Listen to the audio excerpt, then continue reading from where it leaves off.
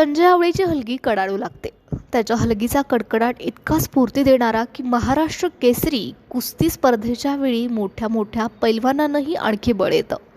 आता गेले 10-12 दिवस झालं त्याची हलगी प्रभागात कडाडती आहे. त्याची पत्नी अश्विनी निवडणुकीला उभी राहिली. ती MA आहे. एका पक्षाकडे उमेदवारी तिने मागितली. ते म्हणाले नाही, उमेदवार जरा तरी वजनदार पाहिजे. ती उठली. तिने नेत्यांना नमस्कार केला. तिने अपक्ष उमेदवार म्हणून अर्ज भरला. ती प्रचारात बाहेर पडते. पती संजय हलगीचा ठेका धरतो. मुलगा भार्गव आणि भावेश तिने अपक्ष उमेदवार म्हणून अर्ज भरला. मुलगा भार्गव आणि भावेश घुमके आणि कैचाळची साथ देतात. धीर सचिन आणि अमित निवेदन वाटतात. लोक मत देणार की नाही माहिती नाही, पण संजा भारीच की म्हणत कौतुक करतात. प्रचार फेरी पुन्हा घराजवळ येते. अश्विनी पदर खोचते. नाणी दुपारच्या पडलेल्या खरकट्या भांड्यांचा ढीग असतो. ती भांडी घासायला घेते.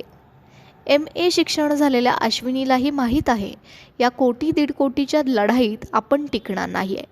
पण म्हणून लढाईत सामान्य माणसाने उतरायचंच नाही हे मात्र तिला मान्य नाही.